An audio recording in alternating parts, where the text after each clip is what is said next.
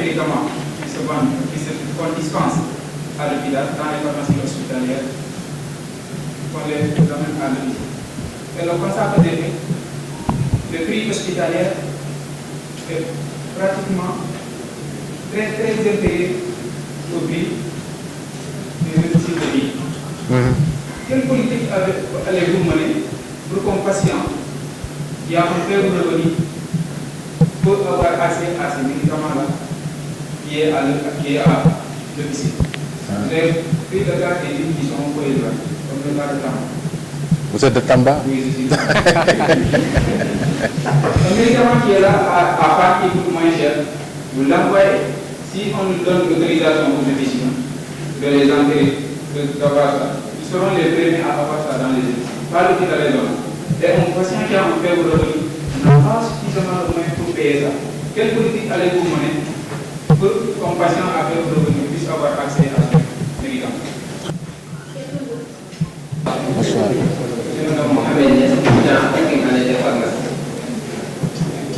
Je suis ravi d'être parmi vous ce soir en tant que pharmacien, futur pharmacien. Merci beaucoup à l'AFP d'avoir organisé cette étude. Merci également au bureau exécutif.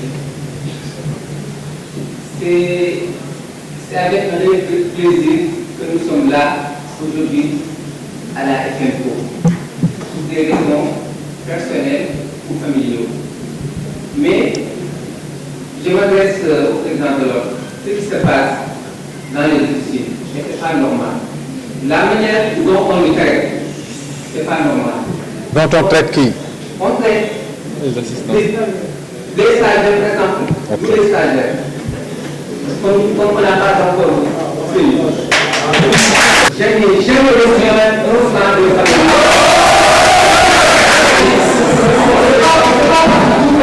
On travaille pour les pauvres, c'est pas ça. Mais on travaille pour la dignité humaine. Merci, M. le Président, pour cette exposé. Merci, M. le Président. Merci, Mme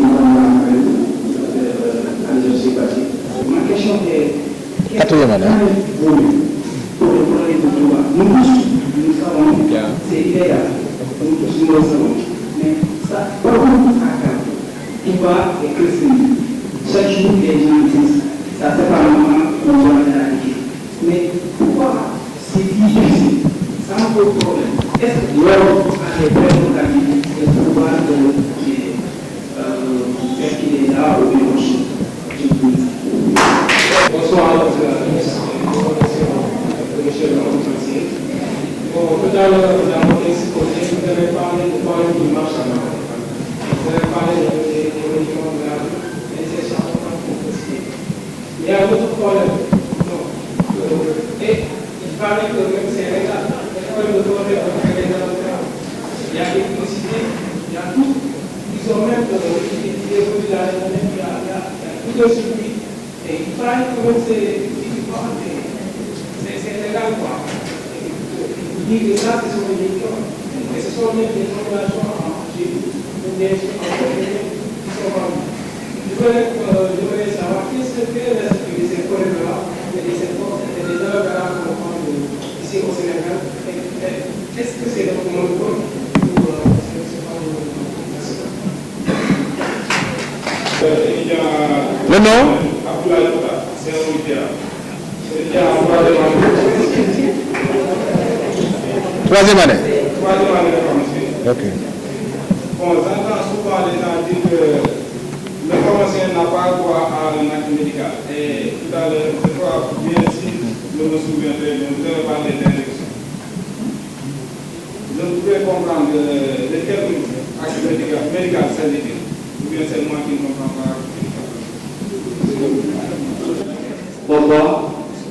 Le nom c'est Okandonero Deli. Deli. Je suis gabonais. Je suis pharmacien. Ma question est plus orientée sur, je ne sais pas comment il faut la formuler, sur le domaine dans lequel est spécialisée la marée. Ça concerne la botanique, la pharmacologie. Et en même temps, monsieur le ministre a évoqué un lien à rapport avec la médecine traditionnelle. Je n'ai pas obtenu mon diplôme ici à Dakar. J'ai étudié en Russie.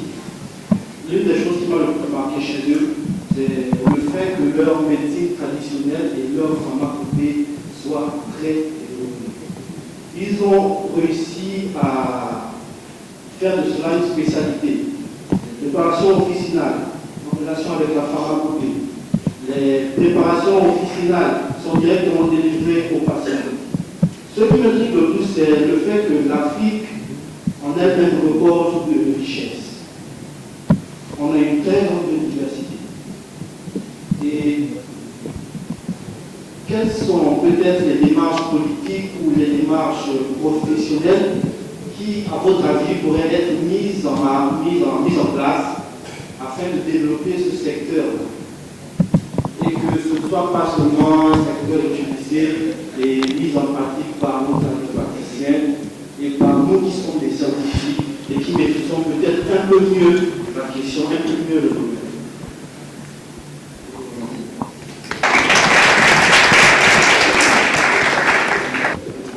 Merci beaucoup, monsieur le conférencier.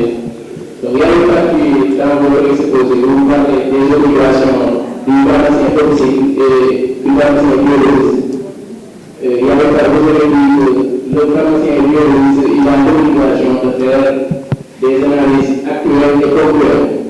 Et nous, à ce cas, quand on fait on dit tel matériel n'est pas disponible au Sénégal, c'est très cher. Ou bien si évidemment c'est uniquement à prendre, ensuite il y a à l'ANTEC. Et c'est pas que cela aussi va à l'encontre de la qualité des analyses. Donc, est-ce qu'il y a des efforts qui sont en train d'être menés pour éradiquer ça? Merci beaucoup.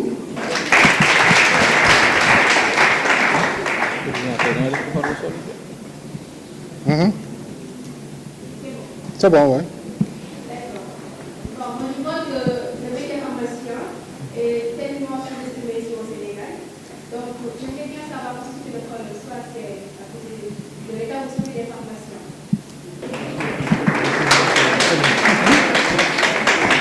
Mais vous me permettrez, avant peut-être de répondre à certaines questions, je me fais le plaisir de permettre à mes amis du Présidium de pouvoir faire part de leur appréciation. Et si certainement ils se trouvent interpellés par rapport à des questions, ou bien ils auraient vraiment l'intention de répondre à certaines interpellations, que l'occasion leur soit donnée. Donc je m'en vais directement vers ma gauche pour faire honneur à notre professeur, professeur Diatta. Merci, docteur Anna, président de l'ordre. J'ai fait l'orientation, c'est pourquoi vous avez eu toutes ces questions. Parce que votre exposé, c'est-à-dire, est d'une importance capitale. Merci beaucoup. En ce qui concerne, moi, c'est surtout par rapport à l'étudiant gabonais.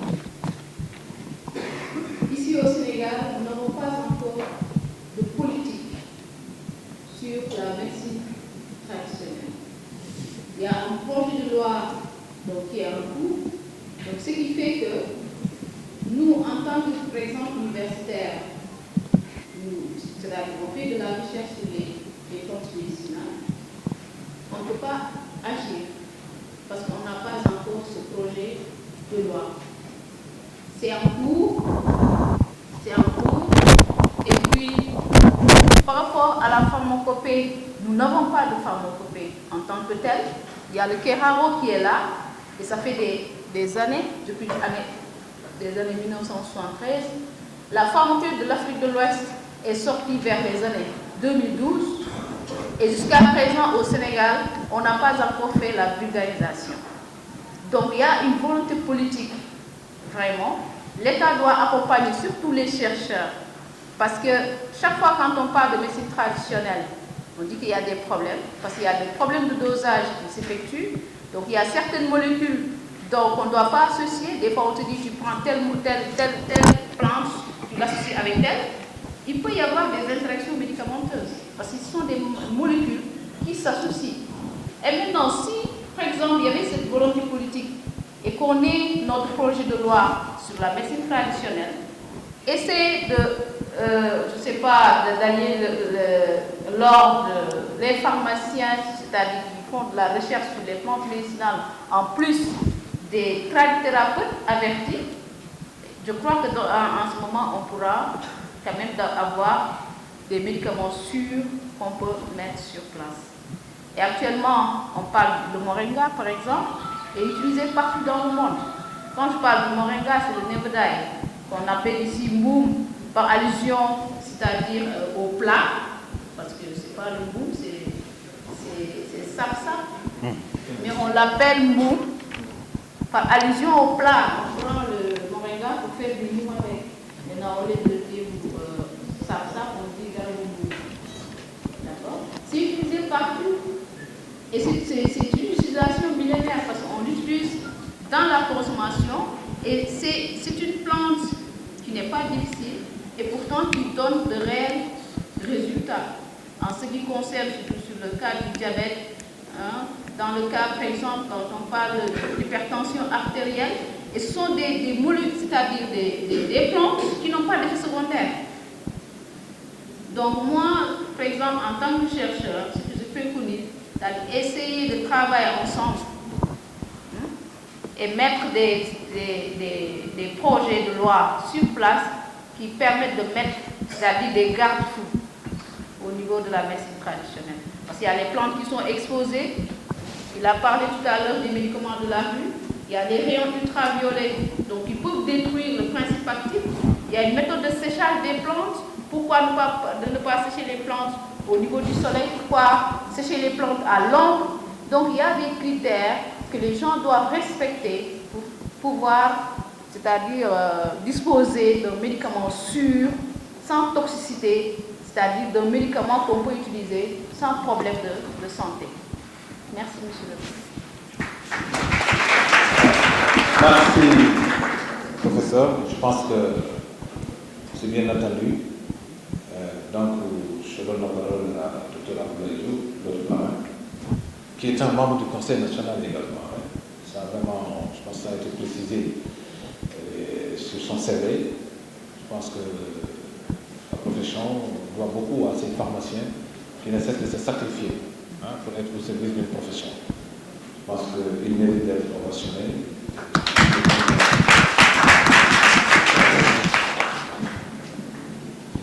Merci, Président, pour cette brillante exposé. Je pense que l'AFP peut être fière, et parce que je pense qu'ils sont tout à fait même aujourd'hui. Depuis que je le côtoie, ça fait des années, je n'ai jamais vu aussi enthousiaste. Donc, vous pouvez être fier de votre président.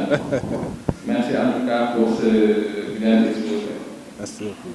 Je pense que, comme le président et le Sadi ont eu à dire par rapport, je vais revenir un tout petit peu sur le thème. Lors de mon discours, je n'ai pas voulu trop t'y attarder. Voilà. C'est un thème en fait qui est d'actualité, qui revient tout le temps. Je me rappelle à notre époque, à Abidjan, on a organisé lors des assises de la FESPAO. C'est un thème qu'on avait développé récemment aussi, le président Awaga l'a développé. Donc, c'est un thème très important qui revient très souvent. Parce qu'en fait, moi je pense qu'aujourd'hui, je ne parle même pas des professionnels, mais en tant qu'étudiant, vous devez être au fait des enjeux de la profession. Parce qu'en fait, moi le thème, je le vois même enjeu, défi et perspective. Parce qu'en fait, il faudra d'abord comprendre les enjeux, se projeter, ensuite se fixer des défis pour pouvoir arriver à les atteindre. Donc, c'est même capital, je dis même vital pour la profession. Aujourd'hui, le président l'a dit tout à l'heure, il y a un enjeu sur le monopole qu'il faudra beaucoup sauvegarder. Et cet enjeu-là va en direct ligne avec le défi de l'insertion. Parce qu'en fait, aujourd'hui, si notre monopole reste intact, dans le secteur de l'officine, rien qu'à Touba, il peut résorber combien de jeunes pharmaciens si le monopole était intact. Donc, ça va de pair. D'un autre côté aussi, il y a un enjeu interne entre, comment on l'appelle encore, les impératifs financiers, le président l'a dit tout à l'heure, les impératifs financiers et les obligations professionnelles. Où c'est capital. C'est lié. Tout à l'heure, notre jeune consoeur l'a dit, mais c'est là où c'est important en fait. Le pharmacien, c'est un acteur de la santé. Et c'est l'acteur le plus proche de la population. Je vais vous parler de la majorité qui se trouve être l'officine, dans l'officine. Donc moi je vois mal comment est-ce qu'on peut, comment on l'appelle encore, si vraiment il joue pleinement son rôle, il peut ne pas être sous-estimé. Il peut, c'est même pas possible. Et c'est là où même je vais en venir pour dire, je l'ai brossé tout à l'heure dans mon speech, ce qui a conduit en fait à la création de ce cadre. C'est-à-dire, au-delà de votre formation scientifique, que dans ce cadre-là, que vous puissiez vous rencontrer et échanger sur d'autres thématiques. C'est-à-dire, aujourd'hui, s'il est grave de sous-estimer un pharmacien, je pense qu'il est, comment on l'appelle encore, il est davantage même pour le pharmacien de percevoir qu'il est sous-estimé. Ce n'est pas possible. C'est-à-dire, aujourd'hui, vous devez être à un niveau d'assurance tel que vous ne pouvez pas sentir d'être sous-estimé. Moi, personnellement, je le dis, en tant qu'assistant, en tant qu'étudiant, je ne me suis jamais senti sous-estimé, honnêtement. Jamais. Je ne me suis jamais senti sous-estimé. Pourquoi? Parce qu'en fait, ça, en fait, c'est une posture. C'est une posture qu'il faudra adopter. On ne vous demande pas d'être prétentieux. On ne vous demande pas d'être arrogant. Mais quand même, il y a un minimum d'assurance que doit dégager nos pharmaciens. Et c'est capital. C'est important. Je ne vous parle même pas de pharmacie, mais dans la vie où nous sommes présentement, dans ce monde où nous vivons, vous montrez des signes de faiblesse, on vous bouffe. On vous bouffe. Donc, moi, je vous invite davantage dans vos activités à y insérer des activités de ce genre, c'est-à-dire des formations sur le développement personnel, des formations sur la communication, en prise de parole, technique d'expression, des formations en management. C'est hyper important aujourd'hui et c'est capital. Cela vous éviterait de sortir et, comment on l'appelle encore, et de courber et, comment on l'appelle encore, la tête. C'est ce qu'il ne faut pas faire, c'est ce qu'il faut éviter du tout. Donc vraiment, j'aimerais quand même vous inviter à davantage, beaucoup plus d'implication dans la formation au sein de la RP. Parce qu'en fait, quand vous sortez ici, vous avez une formation purement scientifique. Vous avez des connaissances en matière de sciences.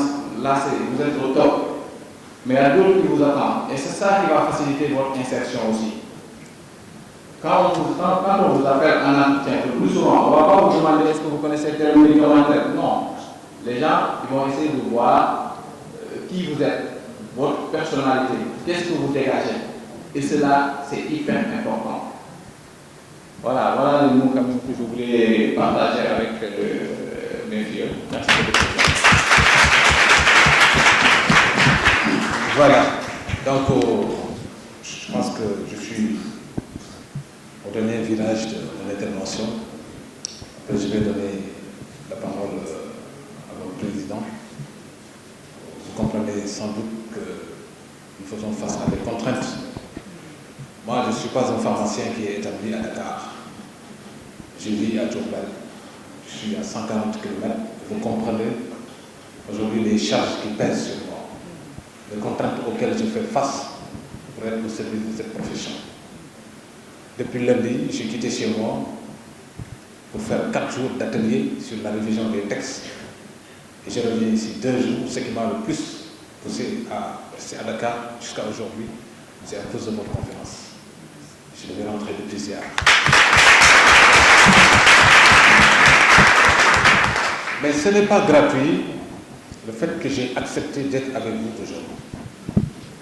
Qu'on ne se voit pas la face. Vous êtes l'avenir de la profession. Vous êtes les gardiens de cette profession. Vous êtes l'image de la profession. Vous en ferez ce que vous voulez. Si aujourd'hui vous acceptez, ou bien vous acceptez d'être vu autre que ce que vous reflétez en termes de personnalité, en termes d'envergure, en termes de dépositaire de l'acte pharmaceutique, parce que vous devez pouvoir, aujourd'hui, à tout moment et à n'importe quelle circonstance, prouver que personne ne peut agir à votre place par rapport à la gestion de l'acte pharmaceutique. Cela est fondamental. Et ça, je pense que ce sont des actions de ce genre qui vont vous permettre de vous réhabiliter. Ce sont ces actions qui vous permettent d'appréhender l'avenir de cette profession. Parce que non, j'étais dans les mêmes situations que vous. J'étais là, assis, me cherchant, pensant que demain, est-ce que j'allais devenir pharmacien? Je m'installe, je nourris une ambition. Je dis non, il faut que je participe à l'essor du développement de cette profession-là. Je m'investis, je me sacrifie. Personne d'autre ne le fera à notre place. Et je pense que si aujourd'hui, cette crainte ne se dégage pas de chez vous, personne ne le fera à votre place. Et comme il l'a dit, la nature a horreur du vide. Donc, vraiment, je ne peux manquer de vous féliciter pour avoir pris l'initiative de vous organiser de cette façon, de vous interroger, de vous interpeller par rapport à ce que l'avenir vous réserve dans le cadre du déploiement de cette profession. Ça, c'est fondamental. Donc, pour répondre à certaines questions, ça c'est en guise de prélude à certaines questions qui sont soulevées. Vous savez, Fatih Keïta, qui pose le problème des prix du médicament, accès aux médicaments. Je pense que c'est ça. Oui, Ablaye? Voilà, merci beaucoup.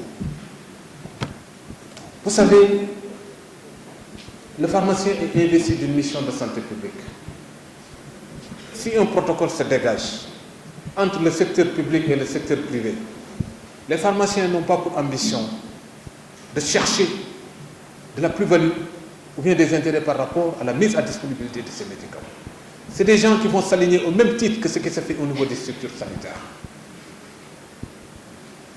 Il n'y aura pas de disparité.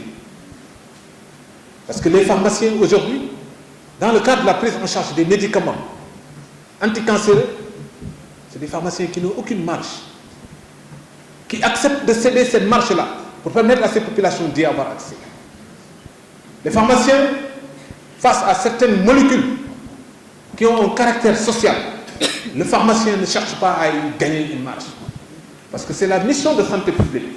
Et notre contribution par rapport à cette réponse qu'il faudra donner aux souffrances des populations, c'est quelque chose de fondamental. Donc ce pharmacien-là, pourquoi nous avons jugé nécessaire de faire de telle sorte que ces médicaments soient disponibles? C'est pour pouvoir assurer la continuité, c'est pour pouvoir assurer la proximité de l'accès de ces patients-là auprès de ces médicaments-là. Parce que la couverture pharmaceutique officinale n'a d'égal à aucune autre activité de la profession, de la dimension médicale, de la dimension sanitaire. Aujourd'hui, 1400 pharmaciens établis sur l'ensemble du territoire. Je pense qu'il y a lieu de faire de telle sorte que ces derniers puissent jouer leur partition comme il se doit. Donc, mon cher frère, mon cher confrère, ne vous faites pas de soucis. Nous sommes en train de l'encadrer et de faire de telle sorte que ce qui se fait au niveau du secteur public, et c'est ça qui est réel, par rapport aux médicaments essentiels, vous les prenez au niveau des officines au même titre qu'au niveau des structures sanitaires. Ce dont nous déplorons, c'est aujourd'hui des structures sanitaires qui défient même les prix des structures officinales. Vous allez dans une structure sanitaire, des prix de médicaments qui flambent. contrairement à l'homologation qui est reconnue et qui oblige les pharmaciens à les respecter. D'où la nécessité aujourd'hui de faire de telle sorte que les pharmaciens soient présents partout. Il sera question véritablement de circulation du médicament. Le pharmacien est le seul habilité à gérer le médicament et il n'y a pas de raison à ce que ces structures-là soient gérées par des non-professionnels. C'est une des revendications fondamentales et il va falloir donc corriger ce manquement-là. Alors, le problème des stages officinaux. Écoutez, chers étudiants, il faut que vous compreniez ce qui vous préoccupe. Attendez. Non, mais attendez. Non, vous savez, moi j'essaie d'être légaliste. Il me connaît. Si je me devais de le défendre, j'ai été étudiant comme vous. Mais de fois, mettez une ouais. Vous voulez dire conférence, ouais. Vous êtes en train de détourner, et c'est ça le problème de la profession. Aujourd'hui, il n'y a rien, il n'y a pas d'exploitation. La délivrance de ce certificat de stage, c'est ça qui vous donne le ticket d'inscription à l'année supérieure. C'est ça qui vous garantit l'imprégnation de ce secteur. C'est ça qui vous donne la possibilité d'entrer en contact avec ces médicaments. Bien évidemment, aujourd'hui, cela dépend de l'appréciation du pharmacien. Il y a des pharmaciens qui n'agissent pas comme ça. Mais vous ne pouvez pas faire une revendication de droit. Ça répond aux mêmes exigences de l'inscription et des conditions qui vous garantissent la formation au niveau de l'université. Personne ne peut exiger. D'ailleurs, vous devez un sentiment de reconnaissance à ces pharmaciens qui vous reçoivent. Ainsi, soyons sincères. Et vous vous en rendrez compte demain, quand vous serez en exercice. Vous ne comprenez pas les contraintes auxquelles fait face le pharmacien. Vous ne comprenez pas les charges auxquelles.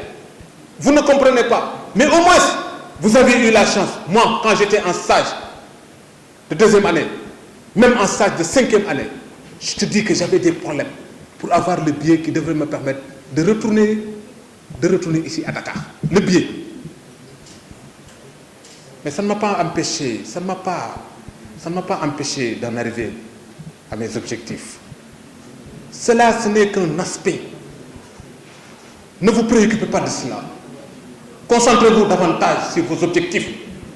Le pourquoi de ce stage, ce qu'il va vous procurer et ce qu'il va vous permettre aujourd'hui, demain, de faire, c'est vous plonger dans votre responsabilité en tant que dépositaire, que ce soit au niveau des pharmaciens qui sont au niveau des structures hospitalières et qui sont en stage, auprès de qui ils vont demander une rémunération. Je vous demande.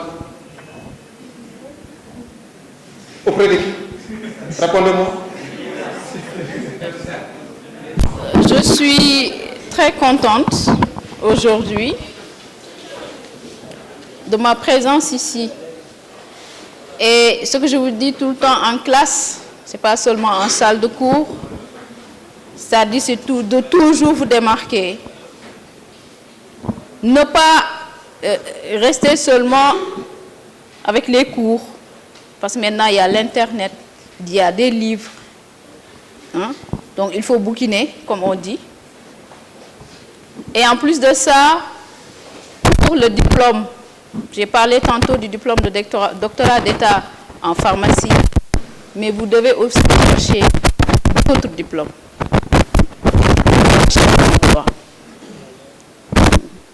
Pour ne pas rester seulement à l'officine, mais essayer d'exploiter votre pluridisciplinarité, parce qu'il y a énormément maintenant de masters au niveau de la faculté. Et j'étais très honorée aujourd'hui, et je vous dis merci, encore merci, et je ne cesserai de vous remercier. Je ne vais pas dire cher filleul, mais chers frères et sœurs, fils et filles. Merci beaucoup. Merci.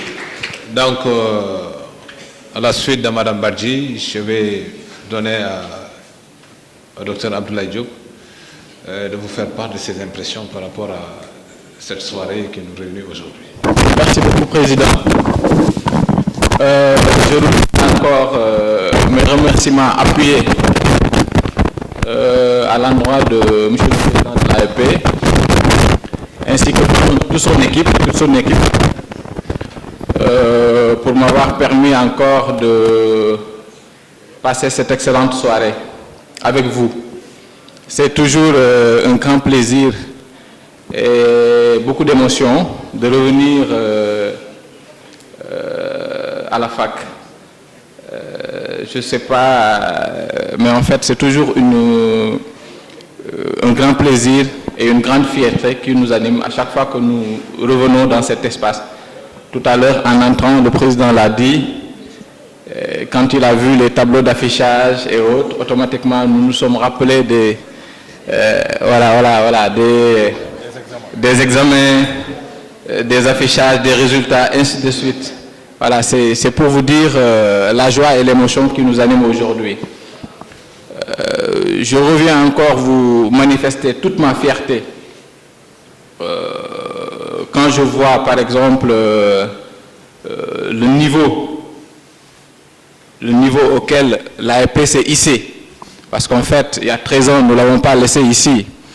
Donc je tiens quand même à vous féliciter et à vous remercier et vous dire que vous êtes sur la bonne voie. Continuez ainsi. Tout à l'heure, la marraine l'a dit, il n'y a pas de date de péremption sur un diplôme.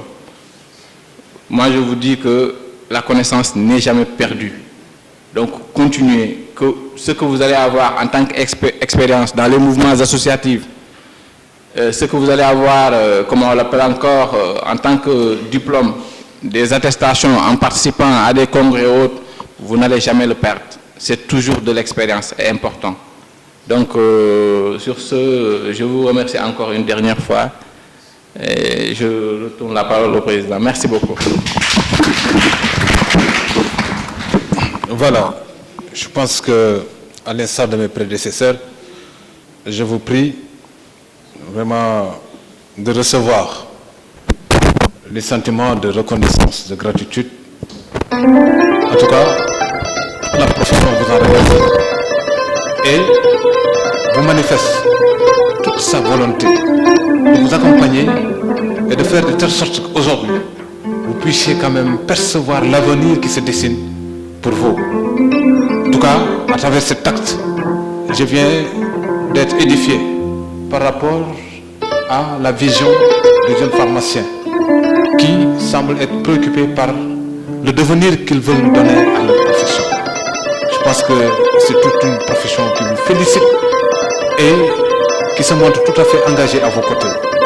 Je pense qu'aujourd'hui, la profession pharmaceutique se félicite vraiment de cette qualité de pharmacien en herbe. Cette profession se félicite de ce dynamisme qui fait preuve d'une solidarité, qui fait preuve d'un partage d'expérience et qui migre vers l'excellence. Je pense qu'il n'y a pas que ces mots qui puissent compter, parce que la pharmacie de demain, ce sera vous. Ne vous laissez pas distraire, ne vous laissez pas impressionner, ne vous laissez pas emporter. Concentrez-vous davantage sur le rôle et ce qui vous attend pour pouvoir aujourd'hui servir votre nation et être à la disposition de ces populations. En tout cas, je vous remercie, je vous félicite et exprime même aujourd'hui le regret de n'avoir pas été avec vous. Je pense que ce serait une grande erreur de ne pas partager cette soirée avec vous. Donc à travers cette carte, je veux, avant de clore cette journée initiée par l'association des étudiants en pharmacie, remercier également les gens avec qui je partage ce président. En tout cas, Madame Bachi, j'ai été très séduit aujourd'hui par rapport à la recherche, par rapport également à vos obligations. D'accompagner les jeunes pharmaciens à la nécessité de se mouvoir et vers scientifique. Je remercie également mon jeune qui aujourd'hui est un membre du Conseil national. Parce que ce sera vous, demain, personne ne me dit avoir la garantie. Il n'y aura pas parmi vous un pharmacien qui sera à ma place d'abord. Qui sera au ministre de la Santé, qui sera au ministre de la République, qui sera au directeur. Il faut y croire. C'est pas le rôle du général de Gaulle. J'ai terminé pour dire que le pharmacien, donc voilà, ensemble, une chambre, nous pouvons lever nos défis. Je déclare.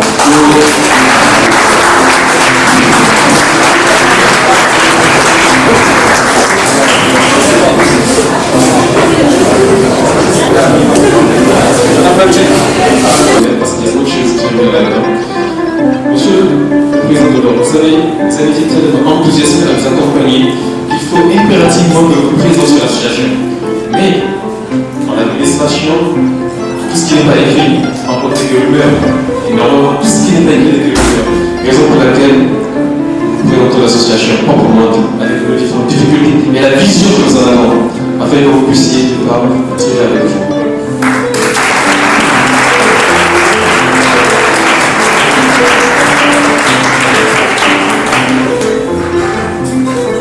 Mais ouais, il y a parmi vous, certainement, je dirais des enfants. Parce que je sais que ce sont des enfants. J'ai soutenu ma thèse en 1995. Donc c'est pour vous dire que vous êtes sur le chemin. Que rien ne vous arrête. Continuez à y croire. Vous aurez donné les meilleurs dans la profession. On est très honoré. Mais ce n'est pas tout. Ce n'est pas tout. Non, non, s'il vous plaît, monsieur le Président, vous savez.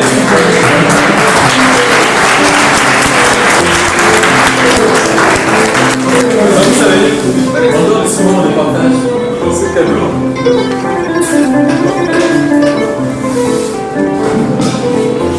alors, en dehors de ce moment de partage, ce premier cadeau en bleu, dont je suis sûr que l'Assemblée est impatiente de voir de quoi il s'agit, constituera le deuxième et principal lien que vous aurez avec nous. S'il vous plaît. Je peux l'ouvrir? Dans certaines officines de pharmacie de certains autres pays, effectivement, le miel médicalisé fait l'objet d'un niveau de commercialisation extraordinaire. Parce qu'il va falloir marquer votre empreinte à ce niveau, montrer que nous avons les possibilités d'exploiter notre flore et notre flore. On a donc manifesté son engagement pour pouvoir vous accompagner dans ce processus pour qu'effectivement ce produit puisse être vulgarisé et qu'on ait plus de ça.